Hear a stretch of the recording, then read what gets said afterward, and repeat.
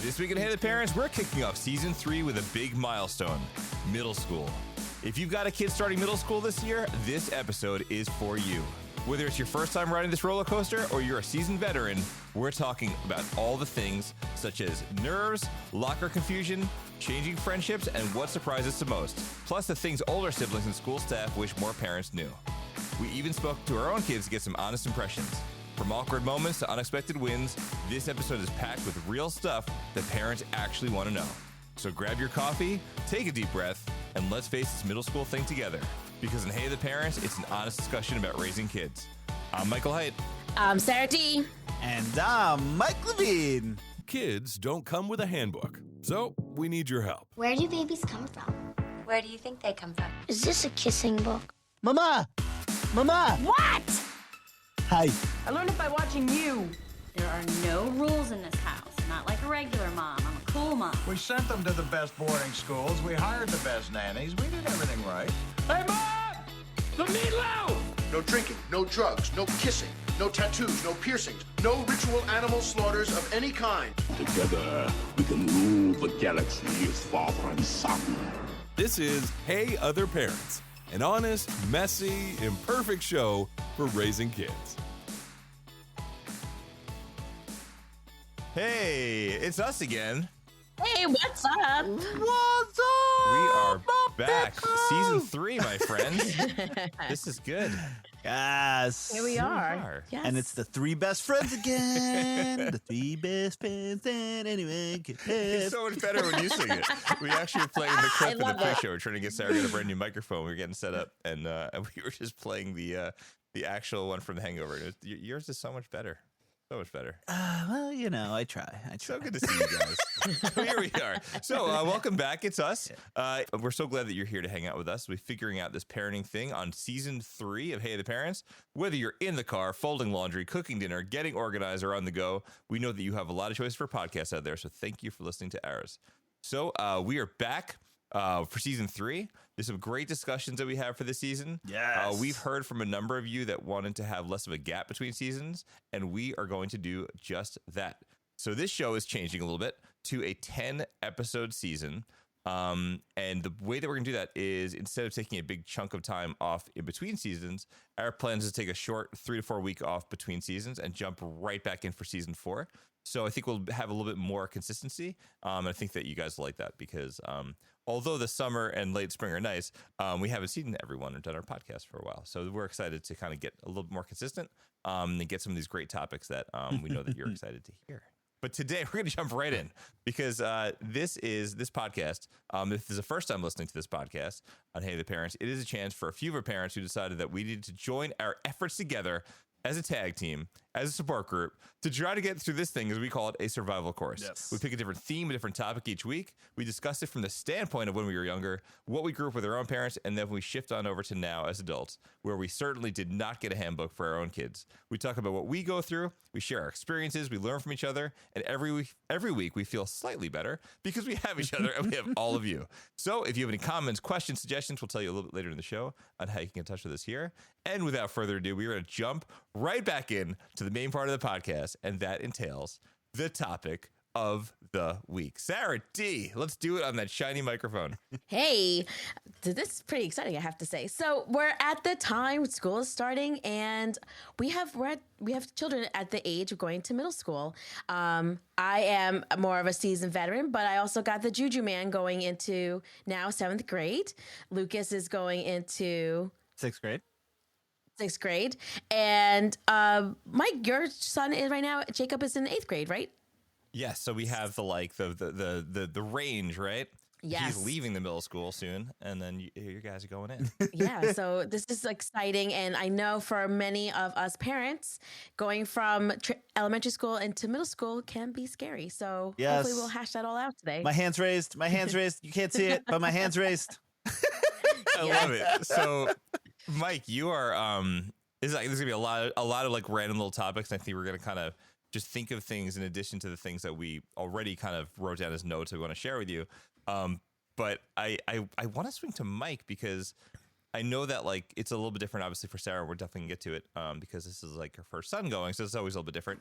The kids are very different, of course. But Mike, this is the first time. So, what do you? You're probably full of emotions. Yeah. How you feeling, buddy? What's going on with you right now? You know, fifth grade was it was like last year. Fifth grade was the celebration. It was like no other. I've never seen or even had a celebration when I was younger for ending fifth grade.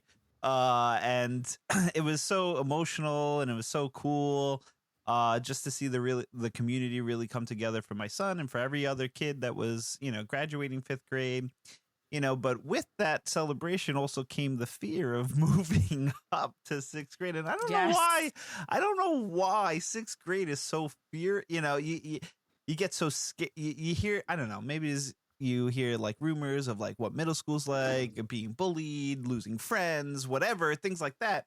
So it kind of creates this this cloud of worry around your child as well as yourself as a parent, and it's we're nervous, but we're excited. Like Lucas, he's super excited.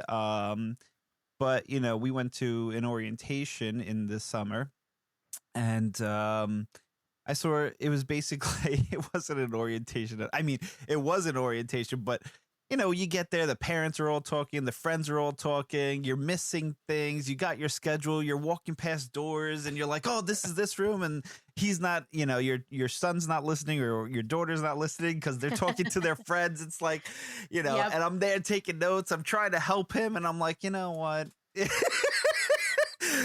Day one, you're gonna just figure it out, kid. Yes.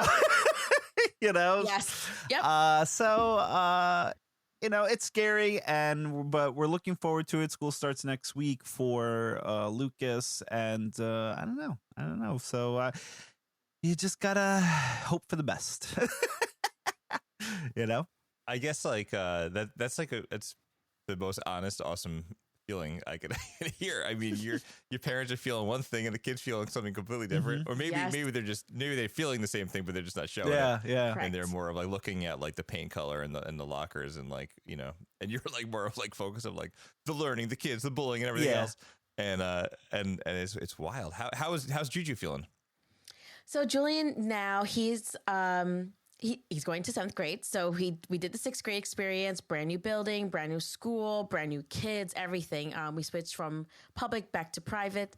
So now he's feeling better. He's like, okay, like I kind of got a handle of this. I'm a 7th grader now. I'm, like not the oldest, but I'm not like the youngest in the middle school section of the building. So he's kind of pumped, I have to say. So I'm happy for that. This is good to get the variety going. I like this. So we got the beginning, and Jacob's going to 8th grade. And like, obviously, like, these are just like 3 little snapshots. Like every kid's going to be a little bit different, but this will bring out like different experiences. And obviously what's good about that is like Sarah's had her daughter, and some other family members kind of go through the middle school thing. I've got a little bit of a, we got the range, man. I got the 5th grader going into all the car washes and fundraisers this year. Got to help us. And then I got the Noah's going into 1st grade. So, baby, that third one, man, that third one. Yeah. All right. So I'm going to play something right now. I actually recorded with Jacob. I sat down with him. And this is like a little interview thing that we did together. And then we're going to jump into some little topics. We're going to jump into some advice. And sometimes, we're just going to talk about how we're feeling, because maybe we don't really have exactly the answers, but maybe you can kind of find some clarity in your own mind with how you're feeling with kind of some of the same emotions that we do. So without further ado, let me play this clip, and here we go. And I don't mind the other adult sounding person because he's a 13-year-old. Okay. And there it is.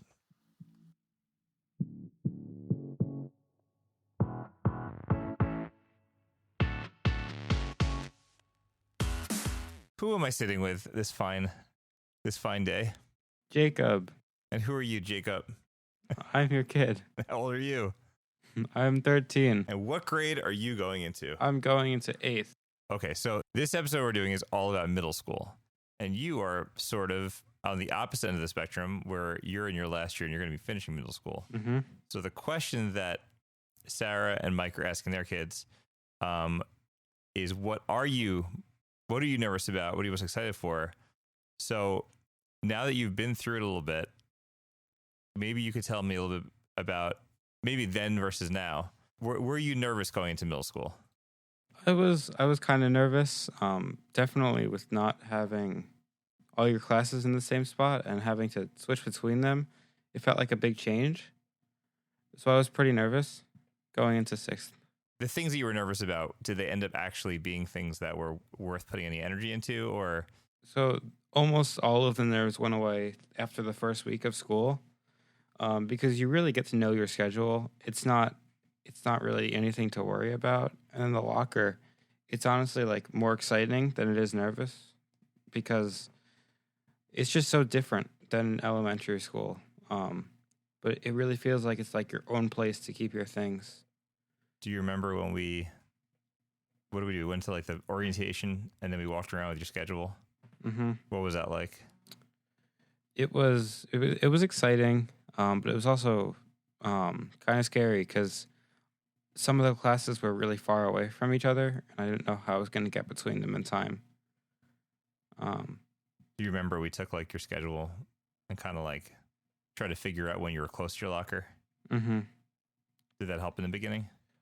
Yeah, in the beginning it helped, and then after a good amount of time, you get used of middle school, and you kind of like just know when to go to your locker, and you know that you won't be late because you're going at the right time. Awesome. Okay, what about let's switch it a little bit. What about friends groups? I remember that you went into middle school kind of like, with one group of friends, and then you kind of meet some new people. Did things change for you?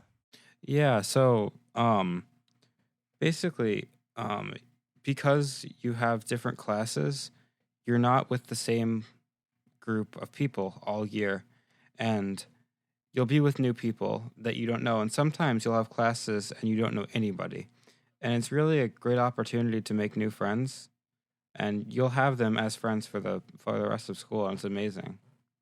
At first, did it feel a little bit alarm or like nerve-wracking, or were you kind of nervous to meet new people? I was a little nervous. I remember in like my main classes in 6th grade, I had like almost no friends in the classes, and I made some new friends because it was like teams, right? Like you had like we got your schedule, like it was like August, whatever it was, and then it said like you were either on like the gold team or the gold or black teams, and then all of a sudden you looked at your schedule and then you saw your friends were texting or going online, whatever, and everybody was on like the other team, right? Mm-hmm. Yeah, so the way it worked at my school was we had the black and gold team, and basically that's who your teachers would be. So if you had the black team, you would have this set of teachers, and the gold team would have a different set of teachers. And then in those teams were 4 sections, is what they were called. And each section was like basically a group of 20 or so kids that would be like they would go with you to math, English, social studies, and science. So you would have all those classes with the same people. So I found out that almost nobody was in my section, and I was really able to make new friends that way because I knew there were new people that I didn't know yet. I guess looking back on it, maybe it's easier to look at it now, but maybe at the time it took a little bit of time before you kind of made some new friends. But I definitely know that you did. What about the lunch craziness? So like you have, they were like 2 different. It was like a decision to make, right? Like it was you could eat lunch first or have recess second, or have recess first and then have lunch second. And then people sort of had to make up their mind of like where they were sitting and what they were going to do. And then that kind of dictated like, I mean, something went wrong. That sort of seemed like it dictated like the rest of the year, how that was going to work out. So what was that like for you? Last year in 7th grade, most of my friends were eating lunch first, and I decided to stay with eating lunch second. So I ate lunch with people that I was previously friends with them, but I never ate lunch with them. So it was different because they were people that I had been friends with them, but I haven't had lunch with them, and it was different to be eating with different people. And really, being able to make my own decisions as to who I was with. I think also you sort of had like maybe two different friends groups, and it seems like you were definitely going to disappoint one group by sitting with one group and then not the other. Did that turn out to be not that big of a deal once you spoke with them? Yeah, it wasn't a big deal at all. They were totally fine with it. But I think you were a little bit nervous before you had that conversation, right? You're kind of like you didn't know what to do, right? What about finding your own interests and hobbies that are different from maybe your friends necessarily? Like, did you find things that you wanted to do after school or clubs and things? Middle school is great for that because there's so many clubs that you can do. And even if you don't join them at the beginning of the year, almost all of the teachers are willing to let you join at any point in the year. This was a new club in 7th grade. I did orchestra chamber club, which was a lot of fun because I got to play with a smaller group. And then I did stage crew for both years, and I'm gonna do it again. And it was very different because I hadn't done anything like that, being behind the scenes and doing all that stuff. And I wonder why. Is it because I'm so handy? I would have never gotten the chance to do that if it wasn't for this club. 2 more questions. 1 response. I'll see your reaction. Hoodies, athletic pants, and Crocs with socks. Yes. Perfect. Last question. What advice would you give Juju and Lucas as they are maybe a little bit nervous or kind of getting ready to go into middle school or other kids in general? Yeah, it's totally okay to be nervous that first just going into it. It's really new. It's different. But you'll get used to it eventually. Your schedule, you'll make new friends. You'll have the different classes. You'll really find out what you like to do separate, like in school. Like you'll find extracurriculars and stuff that you just have fun doing. And I mean, me personally, I liked middle school a lot more than elementary school because you don't have that one teacher for the whole entire day. You have about like 10, 11 teachers. So you really can find ones that you have close relationships with. And it's really great. Middle school is amazing. You're going to love it. That's awesome. Thank you for hopping on. Jacob had no idea what I was going to ask him today. So this was pretty, I think he was in the middle of, and props to Jacob here. He was doing his laundry. And I said, hey, buddy, come here for a second. I had to ask a couple questions. And then the microphone was set up and we just started talking. So he didn't see questions before, didn't know what I was going to ask him. And that is that. So we're going to play this live on the show. And then we will we'll talk about things. Love you. Love you. All right. Thanks. Bye. Is that cool? Dude, honestly, listening to that made me feel a lot better. Jeez. Yeah, it's crazy, right? Like, because I wrote down some of the things he said, like teacher relationships at the end there. That was something, I didn't think about, because I remember in elementary school, Lucas hated some teachers, but he had to deal with them because he was stuck with them for the whole day, the clusters and groups like that in the beginning where he was worried about, if he was going to have friends in his groups and like the black and gold group. But like that same thing happened this year. Actually, there was a leakage of information and everybody was freaking out. And we went online. We looked at the clusters and like half his friends were all on one cluster. The other half are on another cluster. And it's like, it's crazy. And then the friends group splitting of friends, but I liked what he said in the beginning with the first week, after the first week, all those nerves kind of went away. To hear him now talk about it is wild because it's like, yeah, and it's truthful. That like, must it's be. Not like obviously that must be. But I think in a way, I think that like as parents, like I'm not going to blanket everyone in the world as us, us being the parents. I don't think we perceived it the same way that he perceived it. Because like I completely felt he was more in summer going to school. We were a little bugging out because he had like nobody in his schedule. And then when he went, it was just like, off he goes. It was totally wild. And for us, he was a walker for the first time too, which was nuts. So he went off with his little friends, and I don't know why I said little friends. He's very big. He's not my height. But he went off with his friends, and they all met at our neighbor's house, and then they all marched off together. And then like after like a couple days, it was like, wait, why isn't this person coming on time? What's going on here? And then they sort of like, they had like little segments, and they started like split up a little bit, and then it just ended up being the way it was. But the things with the nerves, like, it's always easy to look back and have a different viewpoint, but in the moment there were some moments where we were a little emotional, a little nervous. Listening to him, and all the topics that he brought up, when we try to make the show, and we're like, oh my god, so we're kind of right in kind of the things that we think about for our child, like the friends, the clusters of groups that they're in, the schedule. These are all like stressful things to them, and at the time it was stressful to him, but he got through it. And I really liked some of the things that he said, and especially with clubs too. Like I was worried, I'm worried with Lucas, like I always tell him, like, join something, be a part of something. He's got like that whole kind of teenage mentality where, he does things, because like dad tells him or mom tells him, but I'm like, I just want him to find something that he loves, and I like that Jacob found that backstage it's wild, club, because, or like, that, behind the scenes club. Like his dad shows him and does all this behind the scenes stuff too, No, I was gonna say, like, Levine, you kind of like hit the perfect like nail on, like, whatever the phrase of, like, nail on the head. There you go. Hail's nail. Yeah.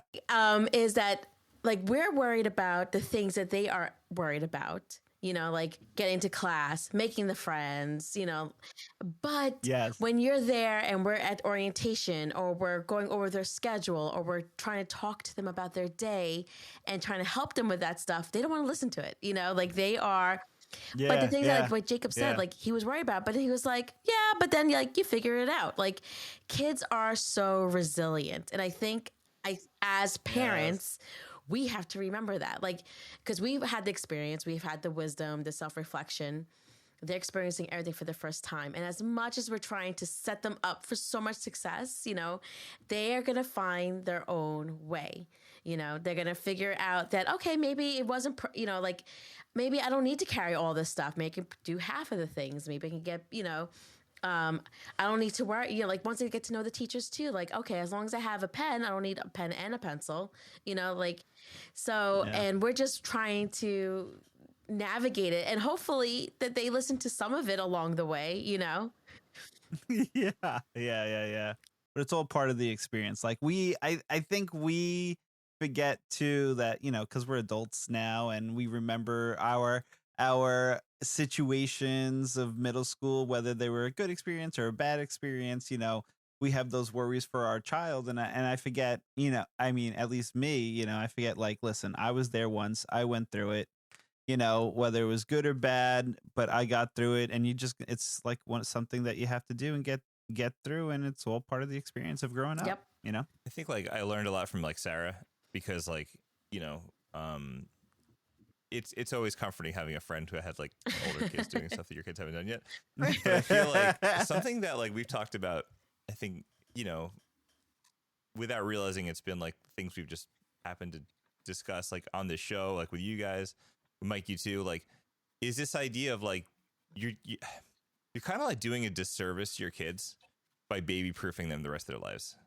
Yes. And, like, you can't round off every corner and make it easy for them in every single possible way, because, like, you want to, because that feels like you're supposed to be doing, but it kind of, like, I think I learned from Sarah a lot with this, like, you kind of let them be a little bit, and they kind of have to figure some stuff out, and, like, I think for Jacob, for me to walk in and be like, no, this is how you have to do it, like, whatever. I'm trying to, like, make everything easy just doesn't help, and well, like you said too, they also don't want to hear every little thing we have to say too. But but the things that matter, obviously, you're going to tell them 1,000 times, and when they say, oh my god, this again, I feel like when that resonates and they hear it again and again, then that's good. But the things that, they need a little bit of they need to kind of trudge through the mud a little bit and not just have it so easy. I feel like it's hard to at this age to kind of help them or like course correct them or give them constructive criticism, because it's like anytime you say something, it's like, really, dad, or I know, dad, or they don't want to listen, or it's like I feel like if I'm walking on eggshells every time I try to like say something to like Lucas, if like, hey, don't do that, bud, or hey, why are you doing that, or maybe you should do it this way, so I'm like, I don't know if there's a real or a better way to say things, and then I'm like, all right, did I say that wrong, did I do something wrong, I don't know, do you guys see this as at the older definitely age? at the older age. I have to say, like I don't know where I got this from. I have some parenting book or something I read somewhere, but and actual feedback from Sophia and her cousin Brianna, who they're like a year apart, but they're that weird age, like where it's like they're so close together in age, but their school year wise, they're like a year apart or 2 years apart, or something like that. But anyways, so like one day I remember like in the car ride, and they're like, we just want you to listen to us and not give us like advice or a lecture every time. Meanwhile, I wasn't even lecturing. I was just like, I was giving advice or bestowing knowledge, but that was eye-opening. So what I learned, so after that, I was like, all right, how do I speak to these kids, and not sound like I'm preaching? So some of the things that I learned was like, especially at this age, is like, listen to them. Don't jump in with advice, or you should do this. So what do you think about that? How do you think you should handle it? And help them. Yeah. And then from there, sneak in your little advice, but like kind of pose a question to them, I think, because I think when, especially at this age, like we're saying like, oh, you should have everything packed up for tomorrow. They hear that as like, that's another rule, that's another lecture, that's another thing, like, so I think like asking questions tends to be a little bit better. But then again, and then there are days that you just look at them and they snarl, so who knows. yeah But I guess snarling is better than crying. Yes, right? that's true too. Yes. But to speak to that, Sarah, like recently, because me and Lucas the other day, we were just picking up takeout, and we had like this conversation in the car, and it was about bedtimes and like going to bed now, because now he's in middle school, so he wants to like, he wants to up his curfew. You know what I mean? It's like, Dad, I'm older now, whatever. And I'm like, listen, and to speak to what you were saying, I want to kind of like give him his own way to make his own choices, rather than, and sort of what Mike was saying too, is like, give them more responsibility and kind of let them choose stuff. So I said, listen, your bedtime's like 9:30. All right. But, if you want to stay up, or you're watching a movie, or, you can't be loud, you can't be noisy, because your sisters are younger and they're next to you, and they have to go to sleep at a certain time. So, if you want to stay up a little bit or whatever, that's on you. Okay. You have the choice to put yourself to sleep now. You got to get yourself up in the morning, get yourself to the bus, because you're in middle school. Mom and dad can't bring you, but then I gave him the warning. I was like, listen, I'm giving you a lot of freedom. All right. But if you give me a reason to get involved, I'm going to get involved. Right. Yeah. Right. Good. Right. But now you're becoming a young adult. So, to your sisters and to everybody else, you have a 9:30 curfew, but do you really, that's on you. Right. Yeah.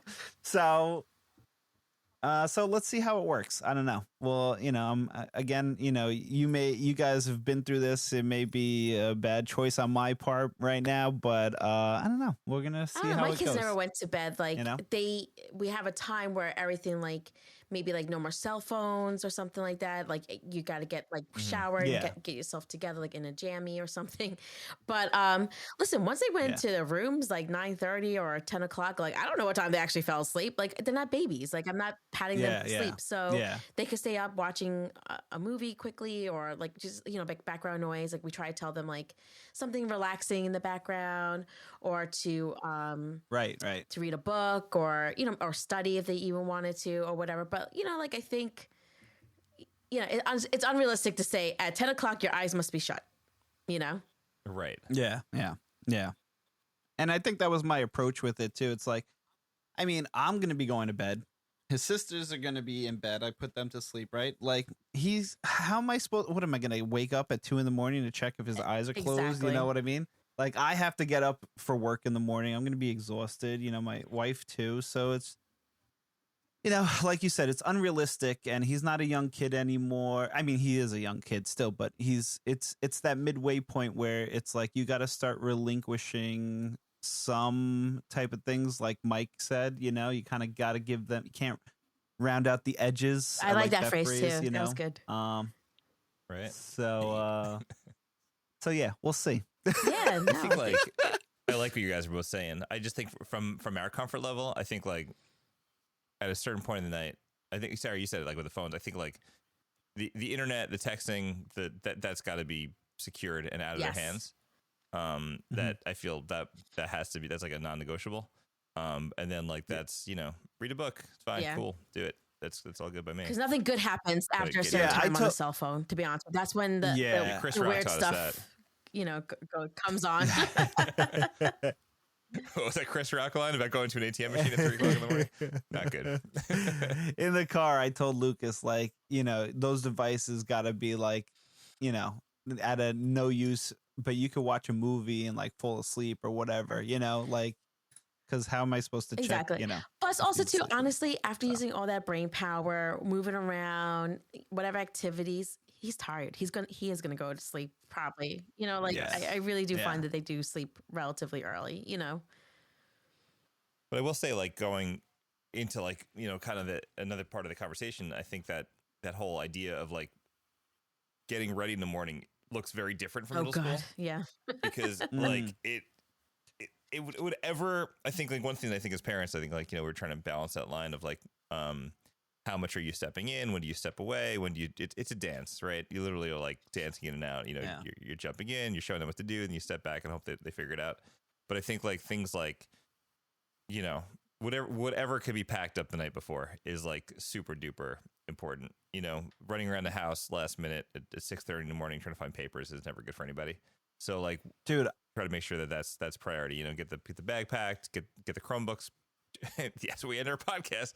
Charge those Chromebooks, kids. Right. So make sure that that's charged and then ready to put back into where are they going to see it? And my wife also did this thing too, where like, I think like every kid's different. I think like for Ethan, maybe it's different than Jacob, but having things visible in the morning, like having like whatever the instrument is right by the door, having the bag packed, ready to go. Yep. They're doing it. Having the quick checks, make sure the homework's done the night before. Those things are. The lunches, that's I'm the lucky guy that gets to do some of that, but the kids do their snacks and stuff. But all these little things, whatever could save you time in the morning is important because time goes quick. Well, that's good to know because I'm curious to see how this new school year is going to work out, because me and Lucas wake up now around the same time. He's to go to school and go to work. So, I don't know if we're going to be running into each other for like, and we only have one bathroom to share, amongst us. So it's going to be crazy. And then of course, when my girls get older and they're doing their makeup and we all have to share the bathroom at the same time, this is going to be a cluster. Fun. He's going to take a shower the night before. I bet. Yes. I know. Yeah. So I'm curious to see how this is going to turn out. Oh man. But I think like sixth grade in general, from our experiences, it could be different in other schools, I don't know, but like in sixth grade it felt like it's like a growth year. Like it's sort of like it's almost like elementary in a middle school kind of, and I feel like you know the classes are a little bit closer together, the kids kind of go in groups, there's some like general team type rules and stuff. It doesn't mean it's not middle school, but I think like from our experiences, it was a good warm up to what 7th and 8th grade was like. Or well, I don't know about 8th grade, but I guess the 7th grade was like. Yeah, I mean, this is where like I'm sure in your community too, but maybe not everybody's community, but all the schools kind of like merge. The principal at my school. At my son's school said it best. And for those who live on Long Island, he's like, it's like that Oakdale Bohemia merge where all the kids are kind of like moving together and everybody gets stuck at that little merge. So right. So you have all these schools kind of piling into the middle school, and you're gonna meet all new friends. You meet all different people, and it's like Jacob said, you just got to get through the first week, and you're good. Right. And then one thing that I think is different for them, and maybe this is something we should maybe discuss too, is the grades. The numbers. It started as letters and comments, and then it sort of starts to take shape with grades, and numbers. And that, Sarah, like, what were some of your experiences with that shift? Well, we went from both kids, I think in Baldwin as well was Julian. It was like fours, like on a scale of 1 through 5 or something like that. So like, if you did really well, you got a 5. If you didn't do so well, you got a 1. So like also, yeah. Scale. So then also like, it was like a grade. It was like, no, you got an 88, So for us in the Deserines household, 85 is the standard that we would like to see the kids. Obviously, if they don't do well and they put in effort and stuff like that, that's not like a huge deal. But the overall average that we want for them is 85. So I think for Julian last year, he was like obsessed with the grades. Like he was just like, and I find that with a lot of 6th graders, they tend to like want to know the grades. They're very obsessed over them. Because it's like the first time they're actually seeing them, like what they're like quote unquote able to really do, like, and like an 85 and 86 just feels so different. But like he adjusted pretty well, I have to say, with the number scale. I think Sophia had the same, like it was like pretty easy. Because I think I always talk to them about like what the 5 meant. I'm like, oh, 5 is like a 90 and above, and like a 4 is this.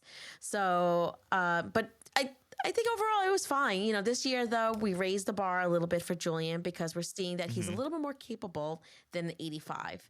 So we're like 88. Let's see what happens. Like, hopefully it doesn't add more stress to this poor kid. But that's where it seems to be averaging. So like, again, he's not really worried about the academic parts. It's like the social stuff that he's more concerned about, to be honest with you, Yeah. And I think like for what you're saying is like, I guess every kid really is different. Like my kid just happened to do pretty well. And then, there were a couple times throughout the year where like, something slipped or something didn't go well. And we had that moment where we were like, that's not like you. What happened? But it's weird that I feel that way too. Like what you're saying is like they place a lot of their self-worth on that number. Right. And that 84 means that, they got 16% wrong, and that's what they see. They don't always see that it's like, but they're like, oh, well, someone next to me got this grade, someone next to me got that. And that could be a little intimidating or a little hard for them. Yeah. Yeah, no, I think the grades, like, just like try not to stress it too much, especially I think in 6th grade, it's such a transition year, like, especially like the first like quarter or so, just give them grace, because they're figuring it out. I'm not sure if this is something that I haven't thought about until this moment. I guess kind of like downtime or locker time or getting to things on time or the nonsense that goes on or trying to stay out of trouble or that sort of thing. I don't know if that's something that... Oh, like power locking your friend's locker? Yeah, that could be a thing. Yeah. What is that? We talked about like, so Julian's so cute. He, in his locker, he wants like some little toiletries. So he has like a little deodorant, a little cologne, and and extra pens and pencils in there. But like his biggest thing was like making sure that his locker was locked and no one was going to go power lock him, or because if they're left unopened, someone's going to come over and just like put it in backwards. But like, yeah, like hanging out like by the lockers, like, he felt like he didn't have like so much time to socialize. Like he wanted to get in, get out, and like get to next class. And then by the end of the year, he realized, he was like, it's actually funner when you like hang out with your friends by your locker and like you actually have more time to like stroll to class and get there still on time. So that was like him, he, I think, had some difficulty was transitioning between classes, but like he wanted to be on time and he would like ditch his friends and run to the next class. And it was like, but that's the time to like hang out with your friends and like chit chat and like stuff like that, Right. Like if the hallway starts to get good of life advice. Yes. If the hallway looks like it's starting to empty, you probably should have been to class already. Yes. But if the hallways are still super crowded, you have a little time to stroll. as long as you still don't have to make your way across the entire building. Right. Well, I wonder when if Lucas will be able to, get to class on time or hang out. These are the worries. Like, is he going to go to detention because he didn't make it to class on time? You know what I mean? It's funny too, because I remember like, I was hanging out with my friends or talking in the hallway in between periods, and I ran to class because I realized the bell and everybody was going in, and my teacher actually closed the door and locked the door. Yes. So I wound up having to go to detention. So I'm like, oh, and these are the things you think about, and will that happen to your child? So I was like, damn, It's almost like those like 3 lates are equal to detention, or whatever it is. Yeah. So what about I think that one thing too that I maybe would be a good discussion point would maybe also be about communication. It's kind of like this. Probably some parents are probably thinking about, well, like in elementary school, they'd hop on whatever the app is to communicate with the teachers or send an email. Maybe that, maybe since Sarah and I kind of had some of that experience, or maybe Mike, you're wondering, how does the communication shift? Like, how much do you put on the child to talk to the teacher? And then when do you jump in? Yes. I think like for Sophia, she very much has been where I ask her, do you want me to talk to the teacher or you could handle this? And she's like, no, I could ask them or I can handle it. So I put on her. For Julian, he's harder. Like he doesn't always come forthcoming. Like if there's an issue kind of happening, and then he doesn't want us to really intervene. So like I'm still trying to be honest with you, figure out what his style that he would like for me to communicate with the teachers. Because I want to respect. I'm not the kid in the classroom where it feels like now, like, right. Oh, the teacher hates me because my parents like emailed, and I'm sure the teachers are not like taking it out on my kid, but right. It's that feeling, like when you feel kind of guilty, like, ooh, my parents just, said something to you. So, he's a hard one to figure out, to be honest with you. So stay tuned. Yeah. I feel like that way with Jacob, like Jacob does not want us emailing his teachers. Right. But I feel like as I think that the things that I feel like I'm more likely to email are things that I feel like my kid probably won't be able to figure out. Like, not like he's not smart, but like things that are more like adult mentality type things of like, oh, like renting an instrument, what happens if the instrument goes wrong? Or like little things like that. Or I think like it's more of like, if I'm seeing something going on with my kid that's like a little bit off or he's nervous, maybe just sending an email to the teacher, just giving him a heads up and not like giving advice. You just be like, hey, he seems a little bit nervous with this, or we tried the homework last night. It was a disaster. He had a hard time with it. He couldn't figure it out. He tried this, but I'm just letting you know he had a hard time, but he tried. No, Julian. I don't think that's terrible. I know. Julian doesn't want any of that, Nothing. So.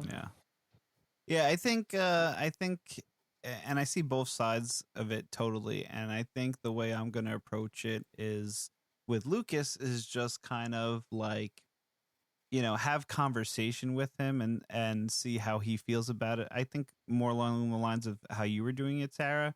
Like, hey, do you want me to get involved? Do you want me to help you out? Or do you think you can handle this? And if he handles most of the situations, I'm going to like follow up. Hey, what happened with the homework, or what happened with renting the instrument, or, and see where the conversation takes us. And hopefully it gives him kind of like that sense of responsibility and growth where he can take care of himself and doesn't need, kind of dad to like or mom to intervene all the time. So, yeah, I kind of agree. Like the thing that I think is I think the thing that maybe for most people that, there's probably a difference, right?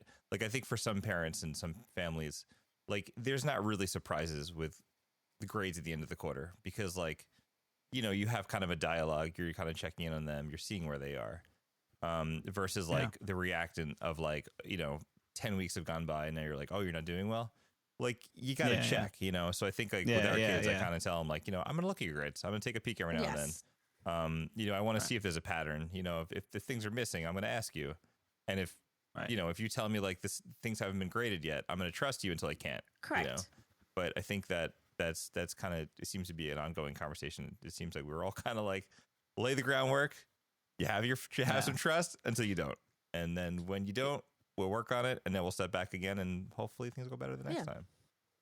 Yeah. And I think it puts an amount of pressure on them where they can handle the pressure, you know, because like, you know, you hear a lot of these days of kids dealing with a lot of anxiety and pressure and stress and things like that. But, you know, I think we have to kind of spin it so that it's, you know, those pressures and anxieties aren't a bad thing, but they're a good thing. And, you know, when I tell Lucas, like, you know, if you're feeling pressure and things, that's because, you know, great things, it's great to have like that expectation, like you can do great things, you know, because I believe in you, you know, like, and you should believe in yourself. And, you know, I kind of want him to go with that belief of being able to accomplish stuff. And I think that, you know, that pressure that we kind of put on them as, hey, like dad's going to check your grades or mom's going to check your grades. Like you better keep your things up. You know, they kind of build on that. And I think it kind of gets them ready for, you know, tougher things that they'll have to encounter in their life as they grow older, you know? No, that's the same thing I kind of told Julian, was a little anxiety or a little pressure is good, because that's what, like, you should have some level of that, of like that drive or want to do well, to present well, to be better, just in life in general, because that's how you show up in your relationships, your schoolwork, your, you know, like, so, because that means you care. But when it gets unexplained to him, it's when it feels too overwhelming, that's when it's a problem. But like everyone should have a little something, you know? Yeah. But I think like there's something that, I think it's like a trap that I think people fall into very easily, as parents, maybe, is sometimes like our kids will come home and maybe they'll like complain, oh, the teacher's the worst, the coach is the worst, or like they get mad about a certain thing. And I think like something that is really hard is that it's easy to like just jump in and start like complaining about a person or a coach or a teacher about this or that. But maybe taking a step back and being like, okay, well, what did they say? What are some of the things that they were complaining about? Like maybe there's some truth to it. Maybe let's just listen to those things and let's think about those few things that maybe you could work on to be better. Correct. Maybe you didn't make the team and maybe that's okay. Maybe you weren't supposed to make the team this time around. Right. But maybe if we practice like crazy over the fall, maybe you could make the team next time. Yes. And I feel like that's like a healthier approach. Yes. I'm sure there's like times where that's not the case, Correct. but you know, I think listening and not jumping in on the emotion. Or if you're supposed to be at cheer practice and you're roaming the hallways instead of actually being at cheer practice and the coach is upset with you, you know, did you play a part in that? Just saying. Just a thought. You know. You don't need to defend your kid when they're wrong, right? So like listening and getting more information is always valuable. Right. Your kid is not always the. They come home from school. They're like, this and this happened. Like, hold on a second. Perception of a 12-year-old. Wait a minute. Hey, just a little side note, going off topic. You know, now that you mentioned it, cheer practice. My daughter Ellie has signed up for cheer this year, and oh my God, what did we get ourselves into, Sarah D?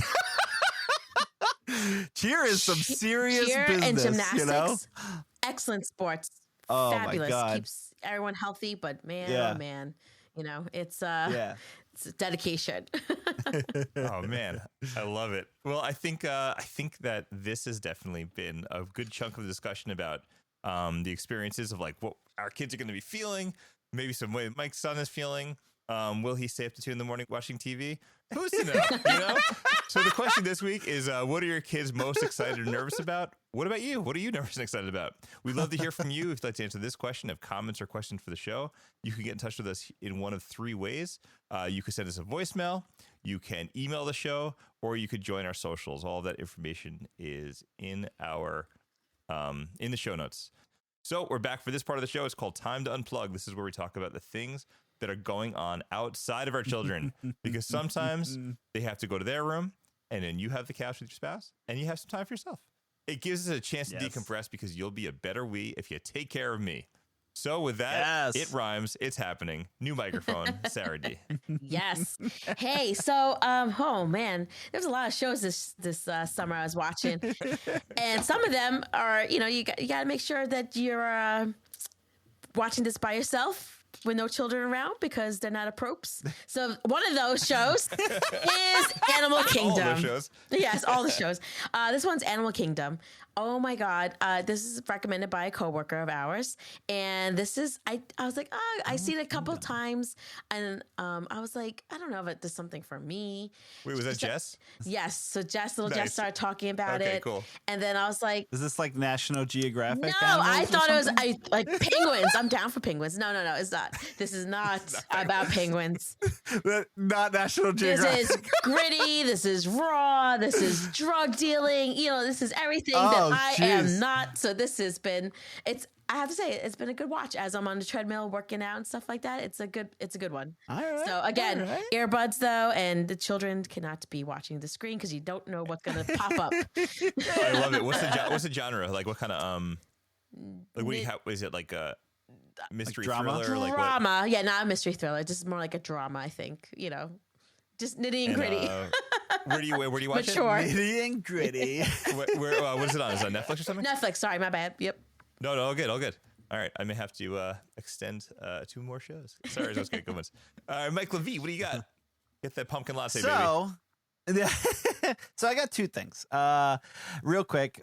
Fall vibes. I love the fall. Yes. Me and Taylor got married in the fall, so I love the colors, love the smells, love all the vibes. So I've gotten a bunch of things off Amazon to make the vibes in the house really like fallish. So like I got like fall aroma. Oh yeah, nice. I love it. I like this. Love it. Like almost like that food show, or like that. Oh my god, like tablescapes. I love this guy, dude. Yes.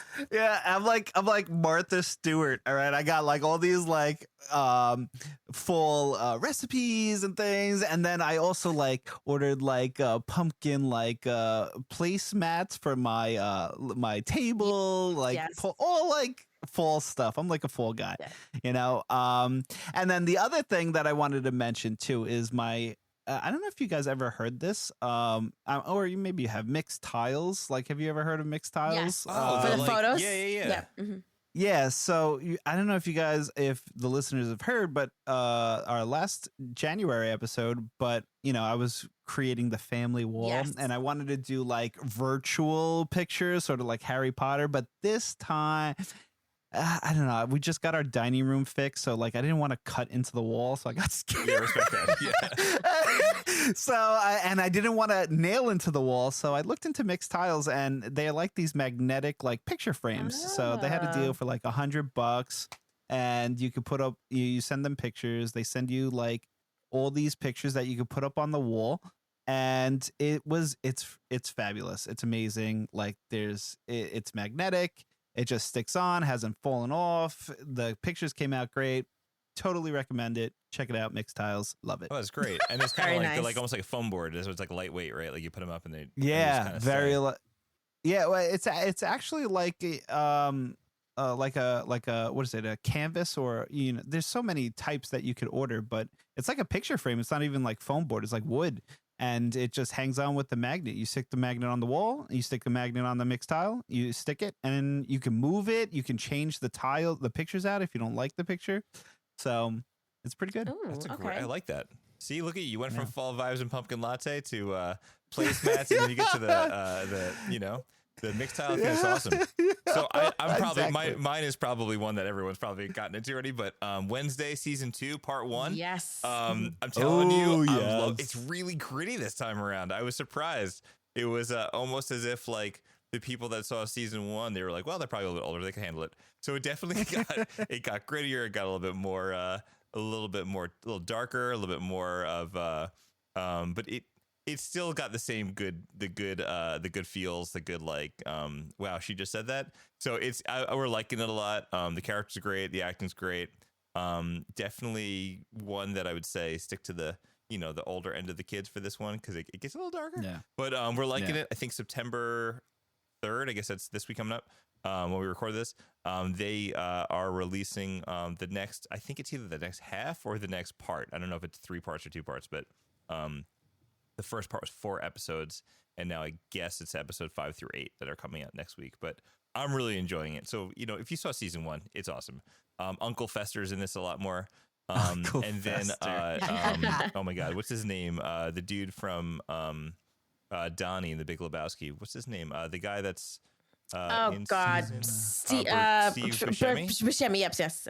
Yeah, Steve Buscemi's in it. And I Love think him. that's, for some people, if you like Steve Buscemi, you're probably going to like the season. If Yes. you hate Steve Buscemi, you might not like it so much because he's in a lot of it. But he plays a great character. So, Sarah, you've seen it so far? Yes, it's so good. Definitely. You jump- I you have jump over not seen. season I 3? have not seen it yet. I mean, but I want to see you haven't it. seen it. Okay. And then, do you watch it with your kids or you watch it by yourself or? With a juju. With the juju. All right. So, With the juju. so we'll say this is, yeah, I know. This is kind of like time to unplug part, maybe halfway in, halfway out. I think we're just about out of time. It's been so much fun hanging out with you guys for this first episode of season 3, where we talked all about the middle school experience, as Mike Levine would say. We'd like to take a moment to Yes. thank our listeners, our supporters for donating to the show. If you want to help support this show so we can keep making episodes like this one, we have a link to donate in the show notes. If you don't have the means to do so, we always appreciate it. We can tell your friends, your family about the podcast so we can reach more listeners. Maybe we can learn from them, they can learn from us in this growing community. If you get a chance, please leave us a review on Apple Podcasts or Spotify. We can't wait to explore this parenting thing again with you next week on Hey the Parents, because every week it's an honest discussion about raising kids. Don't forget to hug your kids and charge those Chromebooks. That's going to do it for me, for Sarah, and for Mike, and we'll see you next time. Bye-bye. Bye-bye. Boy. Hey the Parents are produced by Mike Levine, Sarah Desirines, and me, Michael Haidt. I edit and mix our show. Our intro voice recording was done by the one and only Coltrane. If you like our show, we hope you'll consider going to the show notes and help support the podcast. Check the show notes for social media information and contacts, and we'll look forward to seeing you next time.